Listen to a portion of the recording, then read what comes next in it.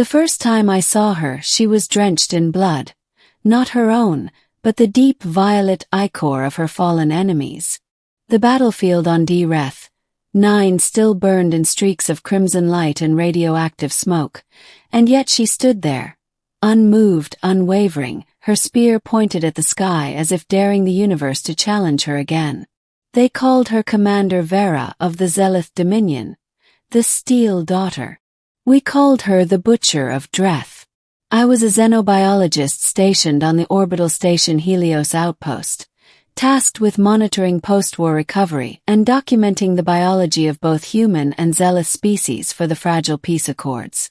I'd seen soldiers before, even killers, but nothing prepared me for the quiet gravity that Vera carried when she walked into the negotiation chamber 3 weeks after the ceasefire. The Zelith were humanoid, tall, silver-skinned, with eyes like polished obsidian and intricate bioluminescent patterns running along their necks and arms. They spoke in tones that resonated like music through the air. Their warriors, bred for combat, were said to have no emotions. Empathy was considered a flaw. Vera embodied that ideal. When she entered the room, all conversation ceased. Every human soldier's hand twitched near their weapon. But she didn't even look at us. She moved with a smooth, fluid control that made even machines seem clumsy. And somehow, for reasons I still don't fully understand, I was assigned as her human liaison. Part 1. The Cold Commander's Shadow. She said little for the first month. My role was to document her biology, habits, and assist her in learning Terran customs for diplomatic purposes. She was living in the upper deck quarters, a sealed space filled with dim blue light, tuned to Zelith spectrum preferences. Each day I would enter, scan, and leave. Her voice, when she spoke, was precise and edged like the tip of a blade. "Human Elier," she once said without looking up from her reports, "your species wastes words like it wastes life. Why do you speak when silence conveys the same?" I tried to smile. "Because silence can't build bridges." Her black eyes turned toward me for just a heartbeat, then away. "Bridges are for those who need to cross. I have nowhere to go." I wrote in my notes that night. Subject exhibits clear signs of emotional suppression, possible genetic conditioning. However, there is a fracture beneath the surface. What I didn't write was that every time she spoke, my chest tightened. Not from fear, but from something far stranger. Part 2. The Flower from Earth. On Earth, before I left for Helios, my sister had given me a small capsule. Inside was a seed of a blue aster, genetically modified to grow even in artificial light. "Something alive," she'd said, "to remind you of home." Months passed, and the seed sprouted in a hydroponic pod in my quarters. The tiny petals glowed faintly under the sterile lights, the only thing on this metal station that wasn't cold or manufactured. One evening, after another silent day with Vera, I noticed a tremor in her hands as she removed her armor.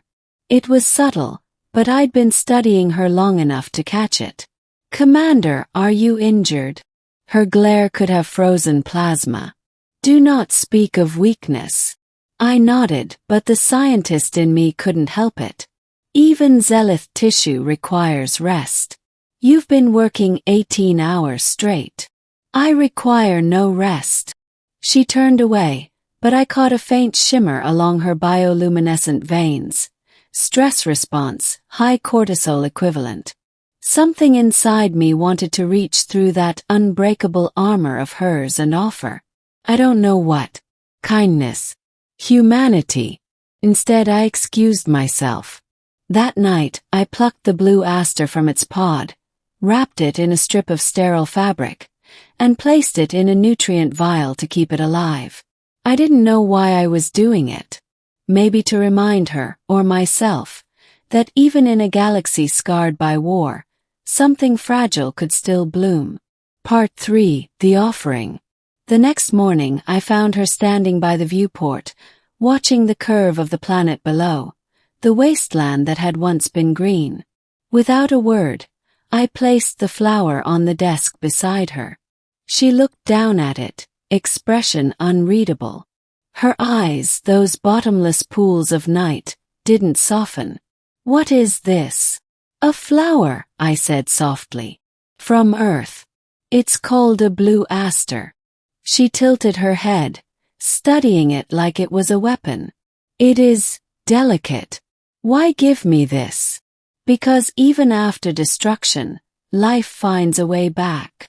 Her gaze lingered on the petals for several seconds, too long for indifference. Finally she said, "Your species clings to symbols.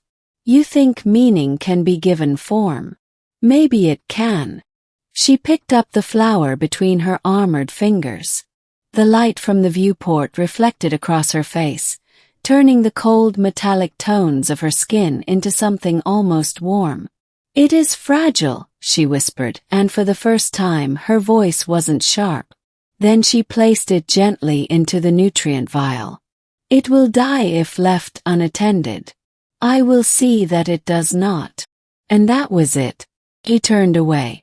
But in that moment, in that simple act of care, the air around her shifted. That was when her cold eyes softened for the first time. Part 4. The fracture beneath the armor. Weeks passed. The flower became our unspoken bridge. She asked questions now, about Earth, about humans, about emotions. Small things, tentative, like someone learning how to walk again. "You said this flower means remembrance. What do humans remember?" "Everything," I told her.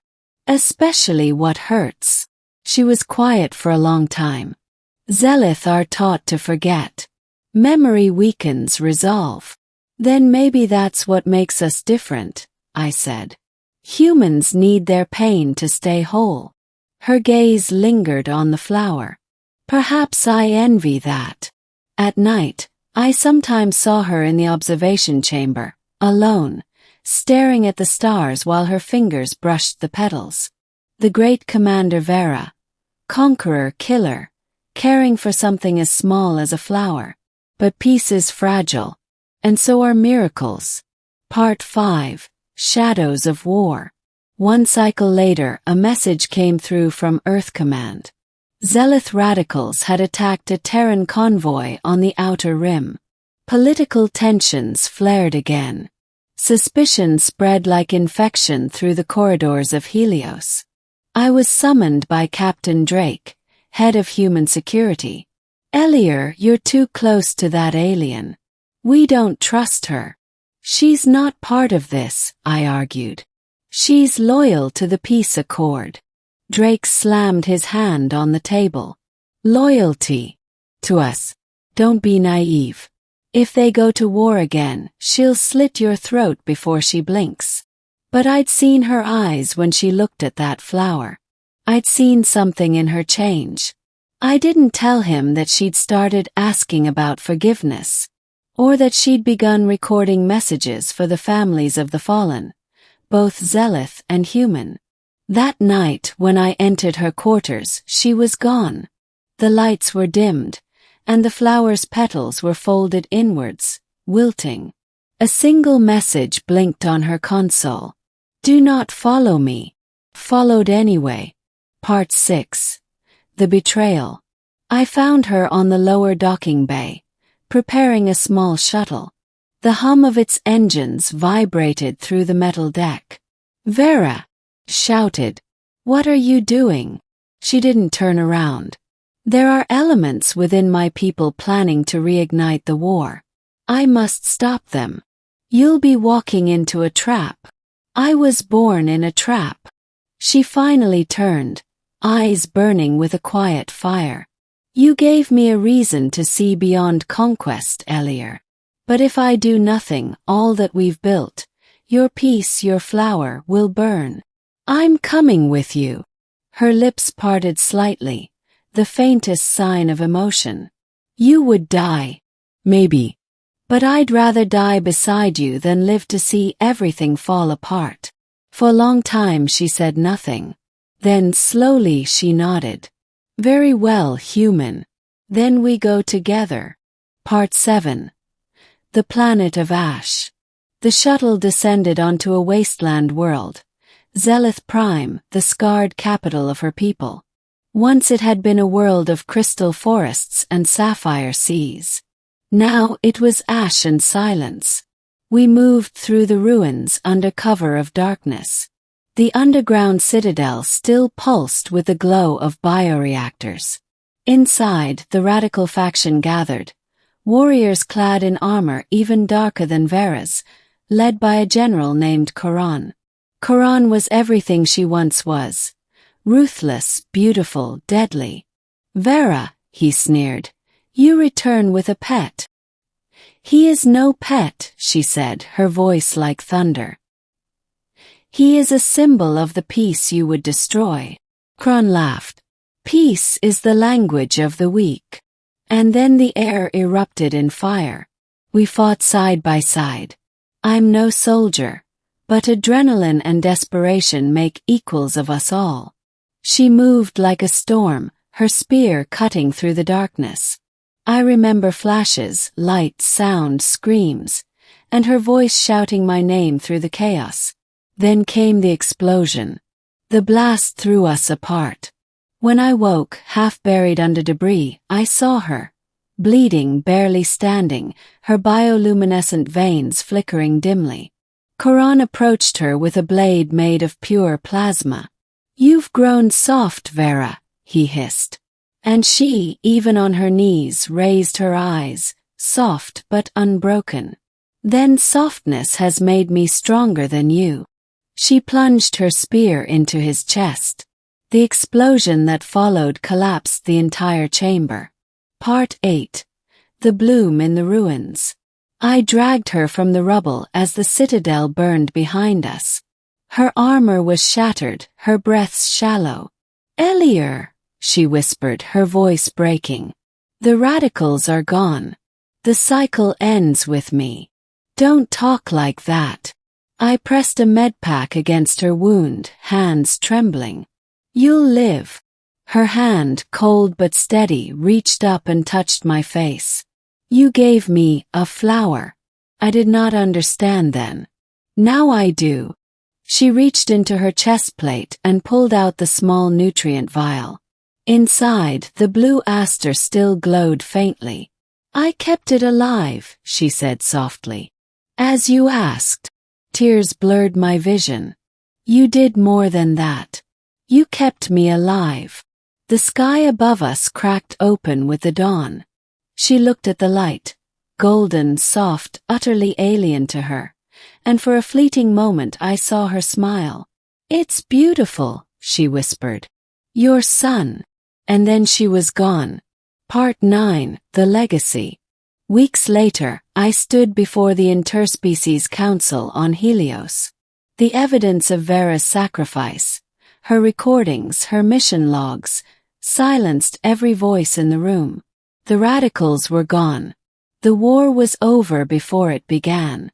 They named her a traitor among the Zelith, but on Earth, they called her the guardian of the Accord. I kept the flower in my quarters, still blooming, its roots intertwined with her memory. Sometimes when I close my eyes, I can almost hear her voice, that low, resonant tone that once chilled me now wrapping around me like warmth.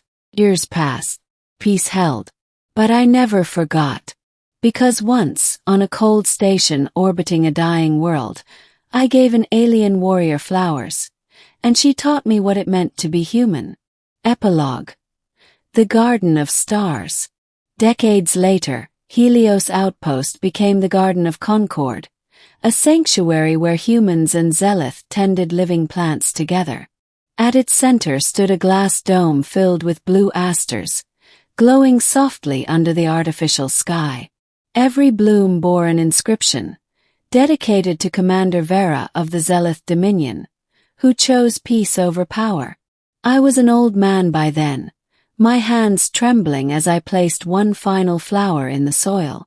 As I did, I caught a reflection in the glass, tall, silver-skinned, eyes dark and gentle. For a moment, I thought I saw her standing beside me, watching the stars. Maybe it was just memory. Or maybe some echoes don't die. They bloom again and again across time and species. I smiled and whispered to the empty air. You kept your promise, Vera. The flower didn't die. And above the garden, the stars shimmered like 1,000 eyes. Soft, unblinking, and no longer cold.